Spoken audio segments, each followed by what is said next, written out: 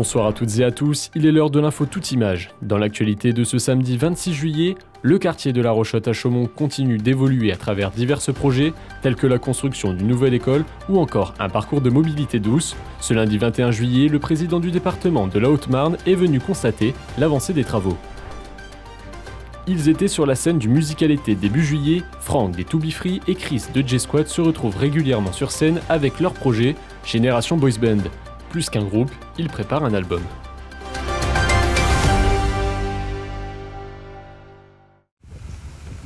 Ce quartier chaumontais se transforme jour après jour. Plusieurs projets sont en cours dans le quartier de La Rochotte, à commencer par celui du chantier de l'école Joséphine Baker, un projet de groupement scolaire en discussion depuis 2016 et impulsé par des problèmes sur les bâtiments des deux écoles du quartier. Les travaux ont été financés à hauteur d'1 million d'euros par le groupement d'intérêt public Haute-Marne. Lors d'une visite, le président du conseil départemental de la Haute-Marne a pu voir l'avancée de ces travaux. Un quartier en pleine évolution, le quartier de La Rochotte, avec des déconstructions, des aménagements. Donc il était important que dans ce quartier, une école neuve voit le jour. Ces travaux ont pris du retard, comme souvent les gros chantiers. Nous avons prévu d'ouvrir déjà la section maternelle après la rentrée du mois de octobre, donc le 3 novembre exactement. Et puis s'enchaîneront les travaux pour l'élémentaire, et la restauration scolaire qui devrait ouvrir à la rentrée du printemps. Après le chantier, la maire a montré le parc urbain avant de faire une halte dans quelques établissements tels que France Service. Le tour s'est ensuite poursuivi avec le parcours de mobilité douce, une visite des jardins et du poulailler pour se finir au jardin associatif. L'occasion pour le président de la Haute-Marne d'échanger avec quelques habitants et bénévoles qui ont montré fièrement leur projet. C'est des lieux de convivialité, c'est des lieux où les habitants se retrouvent. C'est un ensemble. Vraiment, quand on parle d'urbanisme, quand on parle de projet de ville, on parle de tout ce qui fait vivre une ville. Il y a bien sûr l'aspect bâtimentaire, il y a l'aspect investissement d'une collectivité, et puis il y a tout le reste. La vie du quartier, elle se fait avec les habitants du quartier. C'est important d'être présent en proximité avec les initiatives qui sont portées à la fois par les élus et par tous ceux qui habitent, qui vivent. La maire espère pouvoir inviter une nouvelle fois Nicolas Lacroix à la rentrée afin qu'il puisse voir sur le terrain d'autres chantiers de la ville.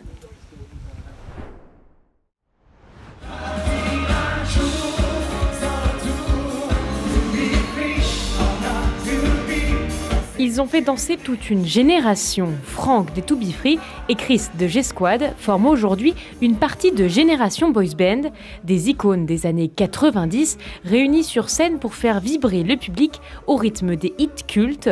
De passage à Saint-Dizier, ils nous ouvrent les coulisses de leur tournée entre nostalgie, complicité et retour en force. J'ai eu l'idée de relancer un boys band à la française en réunissant le maximum de personnes que je pouvais, et puis j'ai pu compter sur Chris. Il n'y avait pas d'autres qui étaient disponibles, alors voilà, on a fait un truc à deux. Au début il y avait Alan Théo avec nous, finalement il a fait son petit chemin et puis on est restés tous les deux. Et aujourd'hui vous formez une coalition ensemble alors qu'au débur effectivement c'était un peu la guéguerre entre les deux. Au début c'était une guéguerre entre les maisons de disques. Nous quand on se voyait on s'appréciait, après chacun faisait son taf de son côté. Et effectivement ça a été un vrai plaisir déjà de le rencontrer.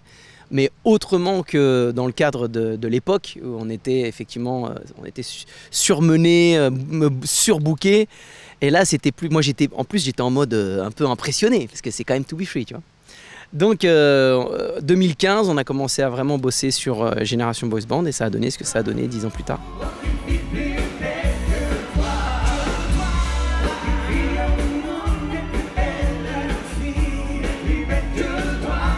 Génération Boys Band, initialement, c'est un groupe qui était fait pour la scène en fait. On ne voulait pas vraiment se pencher sur un album perso. On avait vraiment envie de se réunir pour chanter nos chansons ensemble et puis s'éclater, et puis voilà, faire plaisir et se faire plaisir.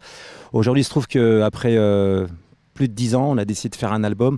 Donc aujourd'hui, c'est un groupe comme un autre en fait. On existe avec des chansons à nous. Un groupe comme un autre, qu'est-ce que tu racontes ? Je veux dire, on est...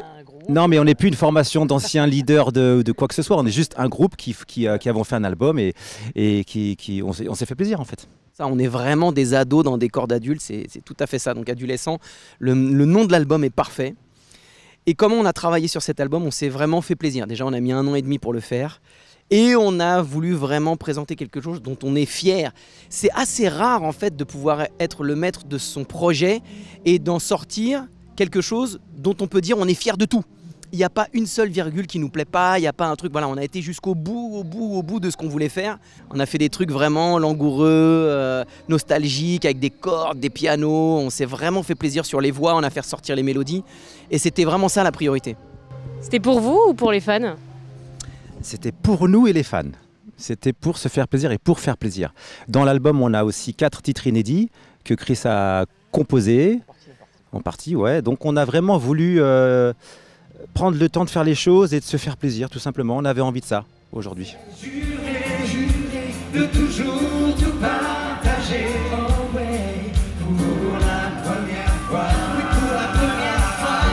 To be free, not to be. On s'est promis d'être toujours là. C'est que du positif, que du bonus pour nous. C'est-à-dire on se fait plaisir, on n'a pas de pression, on n'a personne derrière nous pour nous diriger en fait. Donc on fait ce qu'on veut et on s'éclate. On le fait vraiment dans la joie, c'est que du bonheur. Franchement, c'est que du bonheur. Mais aujourd'hui, le truc sympa, c'est que c'est multigénérationnel. On a la fan de l'époque qui est devenue maman et qui vient avec sa mère, souvent, et parfois avec le mari. Donc c'est vraiment, on a toute la famille et on n'a plus vraiment... aujourd'hui, on peut aller dans le supermarché d'à côté et on n'aura pas de problème. Ce qui était impossible à l'époque. Ça vous Oh le pauvre, il pouvait pas faire ses courses tranquilles. Vous étiez plus habitué, j'ai l'impression. Moi, ça m'a jamais dérangé. Mais moi, je l'ai pas vécu de la même manière parce que moi, j'étais avec mes potes d'enfance et on avait rêvé de faire ça depuis tout petit. Donc quand ça nous est arrivé, on était super contents. On foutait le bordel, on aimait ça.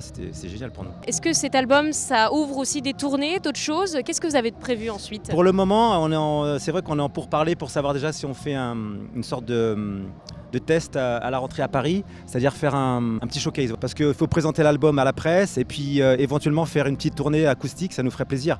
C'est encore un autre délire. On a un remix de Partir un jour qui est sorti sur les plateformes il y a très peu de temps.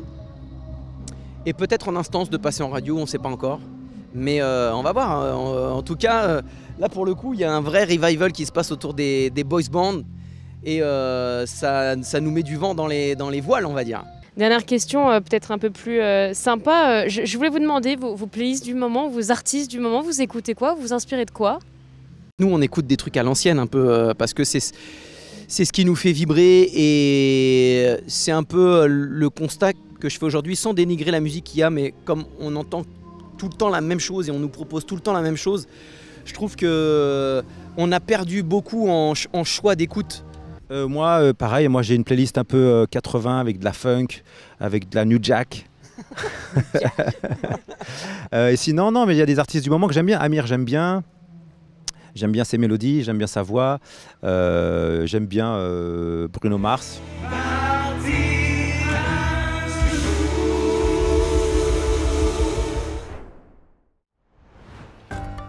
Et c'est la fin de cette édition, on se quitte avec ces images de Joanna Romani, un tableau signé Victor Émile Prouvé à découvrir au musée de Saint-Dizier. Une œuvre pleine de mystères mise en lumière dans notre émission Territoire.